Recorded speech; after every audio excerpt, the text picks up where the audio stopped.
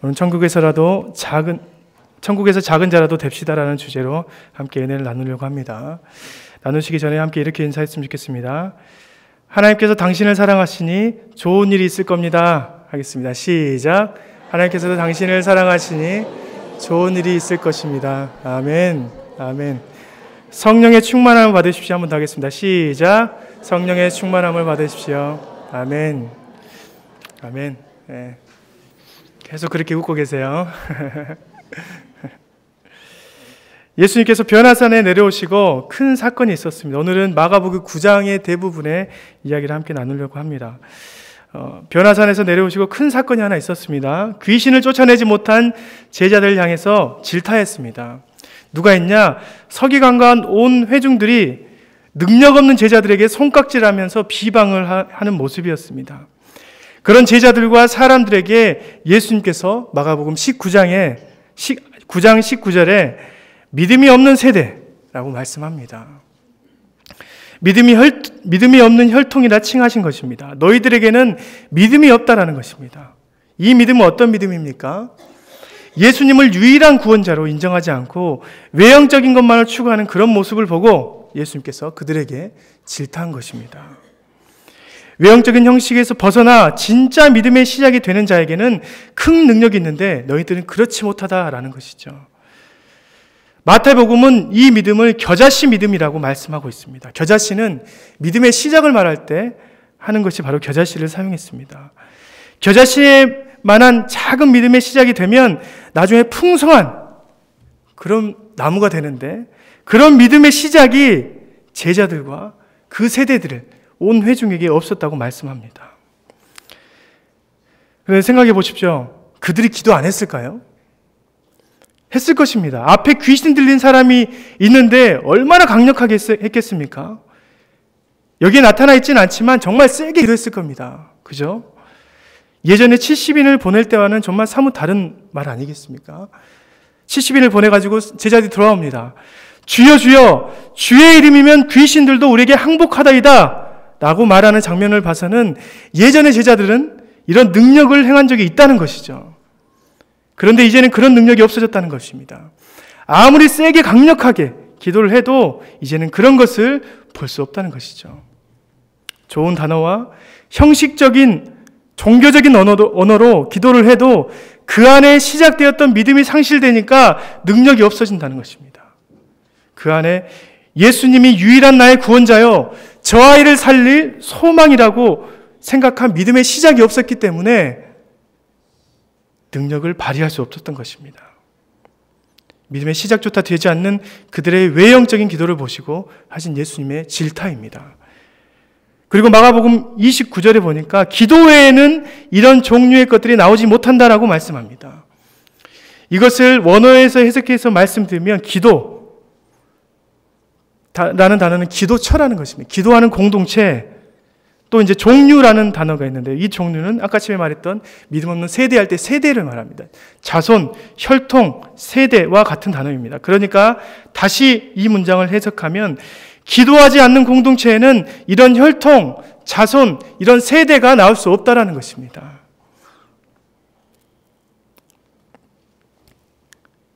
마가복음 9장 19절 말씀에 믿음이 없는 세대요, 이 능력이 없는 세대요, 하나님의 능력을 발휘하는 혈통이 되려면 믿음의 기도가 시작되어야 한다고 말씀합니다. 사랑하는 성도 여러분, 외형적인 모습에는 능력이 없습니다. 아무리 세게 기도하고 열심히 기도하는 교회에 부흥의 역사가 없는 것은 그 안에 믿음의 시작이 없기 때문입니다. 이 세대를 살릴 유일한 소망이 예수님이라는 그 믿음의 기도가 시작되어야 합니다. 이런 믿음이 없이 겉모습만 종교적인 그런 기도는 아무런 능력이 없다는 것을 예수님께서 우리에게 알려주는 것입니다. 성도님들, 정말 기도하는 공동체가 되시길 간절히 바랍니다. 그냥 열심히 기도하는 기도, 종교적으로 화려한 그런 기도 말고 하나님만 의지하는 그런 기도 하시기 바랍니다.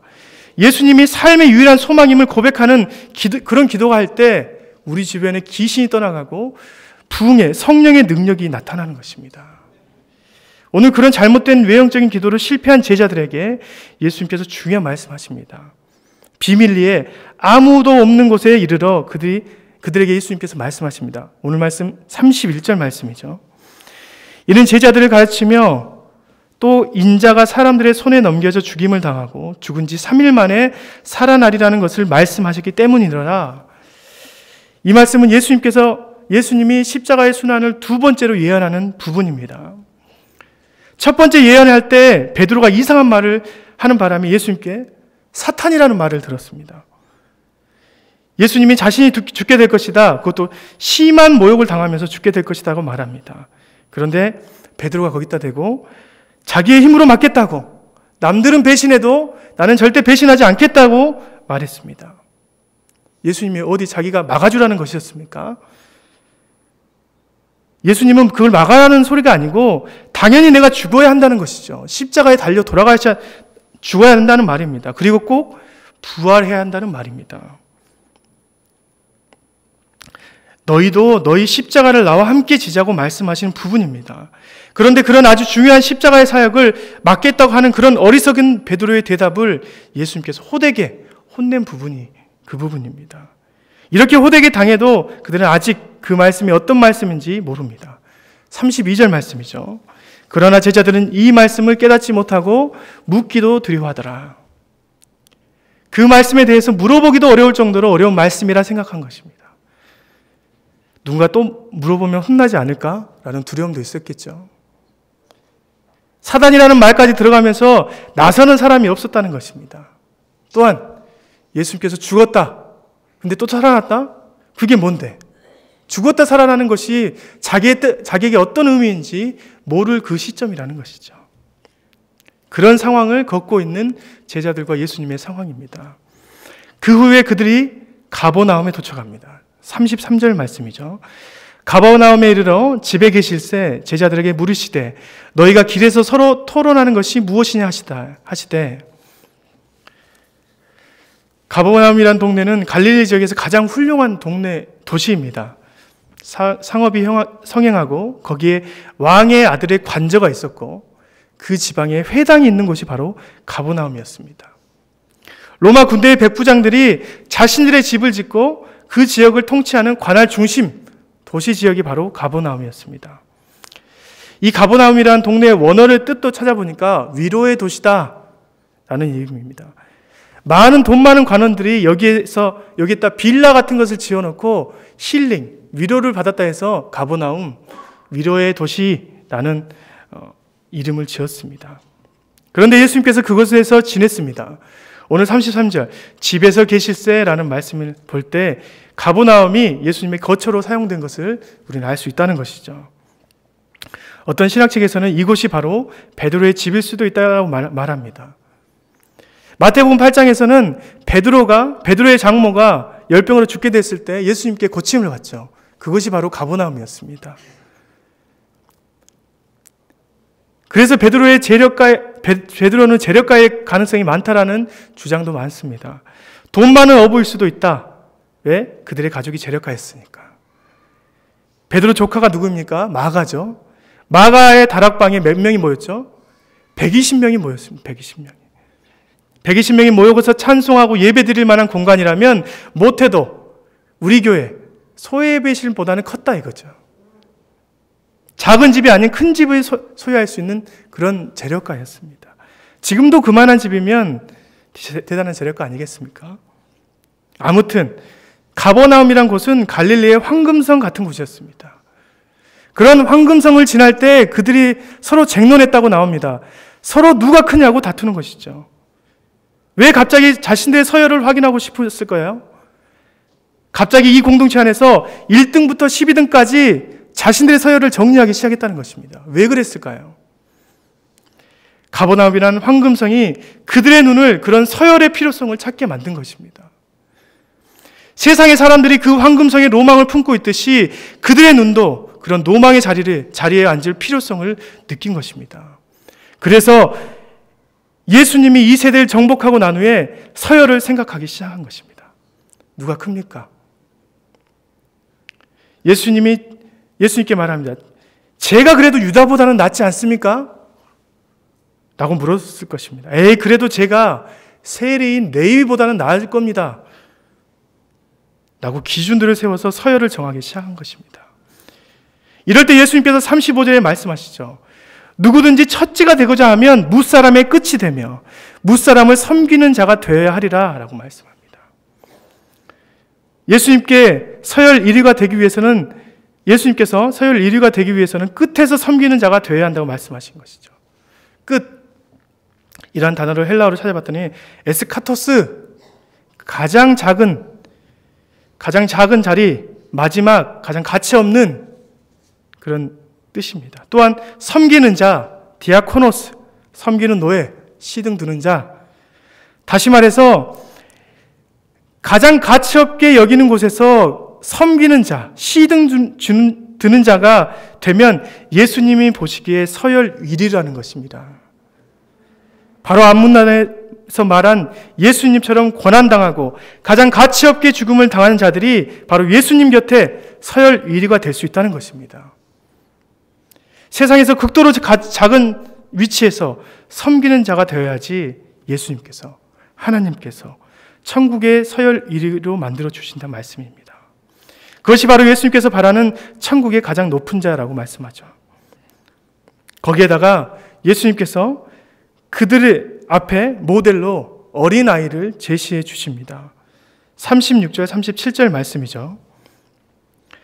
어린아이 하나를 데려다가 그들 가운데 세우시고 앉으시며 제자들에게 이르시되 누구든지 내 이름으로 이런 어린 하나를 영접하면 곧 나를 영접하며 누구든지 나를 영접하면 나를 영접함이 아니요 나를 보내신 이를 영접함이니라. 어린아이, 파이디온, 어린 노예들, 7세 아래 아이들을 말합니다. 어린아이들은 남녀가 구분되지 않습니다. 성경책에서는 남녀가 구분되지 않아요. 함께 쓰여집니다. 왜 그럴까요? 사람들의 숫자로 여겨지지 않습니다.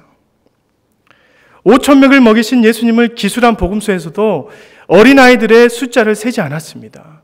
온전한 사람이 아니라는 것이죠. 한 명으로 보지 않았다는 것입니다. 그런 가치 없는 것을 예수님께서 안으시고 세우십니다. 이런 자를 영접하는 자, 품는 자는 바로 예수님을 품는 자, 가장 위대한 사람이 될 것이고 그 사람을 하나님 곁에 있는 사람으로 인정한다는 것입니다. 황금성에서 자신의 위치를 가리기 위해서 쟁론한 제자들에게 예수님께서 너무 이질적인 말씀을 해주신 것이죠. 예수님의 이런 능력과 위치라면 곧 로마 정부까지는 아니더라도 유대민족에서 으뜸은 될 만한 때, 그래서 내가 이렇게 그 밑에서 충성봉사하고 있는데 갑자기 제일 끝에 서 있으라니 참으로 이상한 일입니다. 황금성이 그들의 눈을 멀게 하고 그들의 귀를 멀게 했습니다. 예수님께서 2번씩이나 중요한 말씀을 제자들에게 하시지 않았습니까? 내가 죽겠으니 너희도 따라 죽어라. 그러면 나와 같이 영원히 산다고 말씀하십니다. 이 말씀의 의미를 알지도 못한 그들이 황금성, 가버나움을 보고 또 다른 눈을 갖게 되었다는 것이죠. 세상적인 눈을 가졌습니다. 세상적인 높음을 추구하고 상석을 원하는 그런 눈이 되어버렸다는 것이죠. 황금성의 그 세상의 찬란한 영광을 보고 땅의 사람들이 보고 있는 서열을 정리하기 시작했던 것입니다. 정말 안타깝습니다. 저와 여러분은 지금 하나님의 말씀을 보고 있는 교회 성도들입니다. 그죠? 성도라는 것은 하나님의 백성입니다. 하나님의 제자들의 공동체가 바로 교회 안의 성도입니다. 그렇다면 우리는 이제 오늘 말씀처럼 살아가야 합니다. 가장 가치 없는 그런 곳에서 주님의 시중을 드는 종이 되시길 간절히 바랍니다. 먼저 그것을 교회에서 실천해 나가시길 바랍니다. 종교적인 외형을 추구하는 그런 자리가 아니라 웬만하면 보이지 않는, 남들이 보기에는 가장 가치 없지만 어린아이를 품는 그런 가장 필요로 한 일에 목숨 거는 여러분들이 되시길 간절히 바랍니다. 엘리엘리 라마 사막다니 하나님 왜 나를 버리시나이까? 하나님께서 예수님을 세상 가장 좋은 위치에서 그를 버렸습니다. 그리고 그를 가장 가치 없는 십자가에 희생시키셨습니다. 가장 필요한 일이었죠. 우리가 사는 유일한 방법이었습니다. 그런 하나님의 말씀에 예수님은 순종함으로 그 십자가의 제단을 쌓아 올라셨습니다. 우리가 먼저 이 법칙을 교회와 세상에 적용해야 합니다. 눈에 보이는 그런 사역에 먼저 가서 애쓰는 것이 아니라 가장 가치 없는 사역이 무엇인지 찾고 거기에 사람들이 몰려야 한다는 것이죠. 왜 사람들이 많이 나오는 예배는 사역자가 몰리고 그 어렵고 힘든 새벽부터 준비하는 그런 자리에는 사람들이 갈수록 적어지냐는 것입니다. 가치가 없기 때문입니까? 그렇다면 우리가 그곳에 더 몰려야 하지 않겠습니까?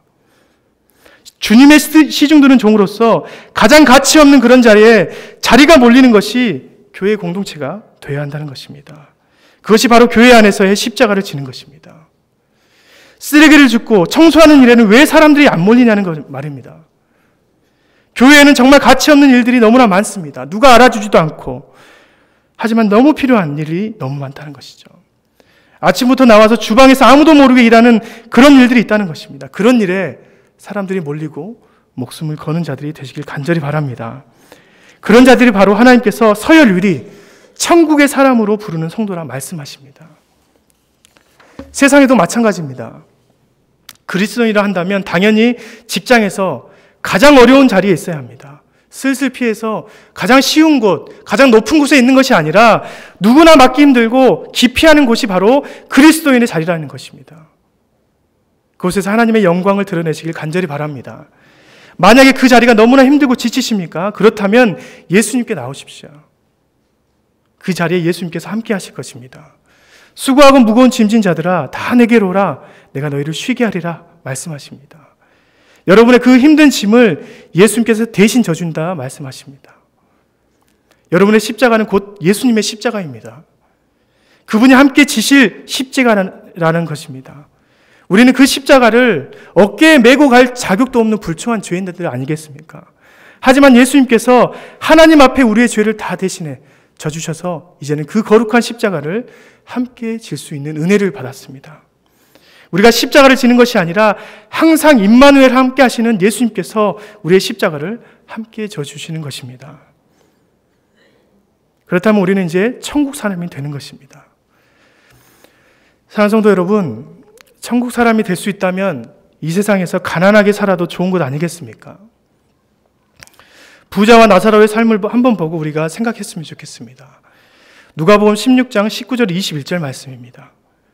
한 부자가 있어 자색옷과 고운 베옷을 입고 날마다 호화롭게 즐기더라. 그런데 나사로라 이름한 한 거지가 헌데투성이로 그의 대문 앞에 버려진 채 그 부자의 상에서 떨어진 것으로 배불리려 하며 심지어 개들이 와서 그 헌데를 핥더라. 부자는 황금성에서 살았습니다. 자색옷과 고운 베옷을 입고 날마다 호화롭게 즐기며 살았습니다. 그런데 거지 나사로는 그의 대문에서 음식물 쓰레기를 먹고 살기도 하고 심지어 개에게 치욕을 당하며 살았습니다. 그런데 아브라함의 품에 들어간 자가 누구입니까? 거지 나사로입니다. 지옥에서 혀에 물이라도 찍어달라고 간구한 자가 대체 누구입니까? 황금성에 살았던 부자 나사로입니다. 그렇다면 이 장면에서 여러분은 어느 삶을 사는 것이 훨씬 더 좋다고 생각하십니까?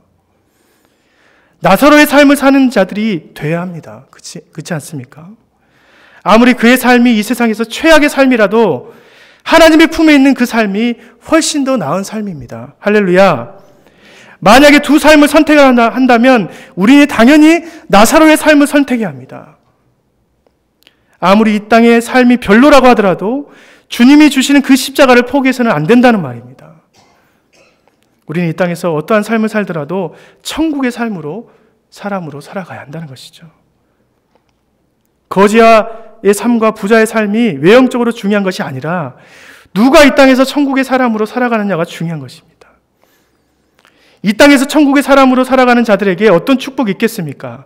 만약에 부자가 자신의 호화로움보다 가치 없는 나사로의 삶에 집중했다면 어땠을까요? 힘들어하는 그를 일으켜 세워주고 안아주었다면, 함께 살아간다면 어땠을까요? 부자와 나사로 모두 천국의 사람이 되지 않았을까요? 천국의 티켓이 한 장밖에 없습니까? 꼭 지옥의 자리가 한 자리가 남아있는 것이 아닙니다. 모든 자들이 이 땅에서 천국의 삶을 살아간다면 모두가 행복해질 수 있다는 것이죠. 이것이 바로 천국의 사람들이 이 땅에서 할 수 있는 복된 삶이라는 것입니다. 거지의 삶을 살려는 것이 아닙니다. 아무리 극단적인 삶의 상황에서도 우리는 천국의 소망을 우선시해야 한다는 것이죠. 천국의 서열이 우선되어야 합니다. 부자의 삶을 살다가 내 손이 범죄하면 어떻게 하라고 말씀합니까? 오히려 그 눈과 손을 빼내서 천국에 들어가는 사람이 되라고 말씀합니다. 9장 47절의 말씀이죠. 마가복음 9장 47절입니다. 내 눈이 너를 범죄하게 하거든 빼버리라. 한 눈으로 하나님의 나라에 들어가는 것이 두 눈을 가지고 지옥에 던져지는 것보다 나으니라. 이 땅에서 내 눈의 만족을 위해서 하나님의 나라를 만들지 못할 때는 차라리 내 눈을 감아버리라는 것이죠. 차라리 영원히 보지 않고 장애인처럼 하나님의 나라를 위해서 자신의 것을 포기하는 것이 주님의 영광이 되는 삶이라는 것을 명심하시기 바랍니다. 사랑하는 성도 여러분, 여러분의 손과 발이 머물려 하는 것이 바로 어디인지 오늘 말씀을 통해서 잘 깨닫길 간절히 소망합니다. 남들을 지적하며 나의 서열을 높이는 그런 손과 발이 아닙니다. 그건 성도님들의 손과 발이 되어서는 안 됩니다. 가장 가치 없는 곳에 먼저 달려가 충성봉사함으로 하나님의 에스카토스, 디아코노스, 끝에서 섬기는 자, 가장 가치 없는 그곳에서 주님의 시종을 드는 자가 되시길 간절히 바랍니다. 그런 사람들이 아무리 못해도 천국에서 작은 자가 될 것입니다. 예수님께서 천국에서 가장 작은 자가 이 땅에서 가장 높은 자보다 낫다고 말씀해 주셨습니다. 우리 모두는 이제 2015년에는 말씀으로 성장하는 교회가 되기를 간절히 기대합니다. 사람들이 보이지 않는 그런 사역 장소에 사역자가 몰리는 그런 천국의 공동체가 되기를 간절히 기대하고 소망합니다. 남들의 발을 씻겨주신 예수님의 마음을 갖는 그런 한 해가 됐으면 참으로 좋겠습니다. 기도하겠습니다. 하나님 아버지 감사합니다. 오늘도 주님의 말씀에 감사함으로 나아갑니다. 하나님, 우리가 하나님의 에스카토스 디아코노스가 될 수 있도록 인도하여 주옵소서. 정말 가치 없는 곳에 우리의 눈이 밝아져 그곳을 정말 하나님의 빛으로 하나님의 영광으로 빛낼 수 있는 간절한 주님의 종들이 될 수 있도록 인도하여 주옵소서. 그를 위해서 짐을 지고 갈 때 예수님 우리와 함께 짐을 져 주시옵소서. 그 십자가의 짐을 지지 못하는 용기가 있을 때 우리에게 용기를 주시고 또한 힘들어 지칠 때마다 우리의 위로자가 되어 주시길 간절히 원합니다. 그렇게 하실 주님을 의지하며 예수님의 이름으로 기도드립니다. 아멘.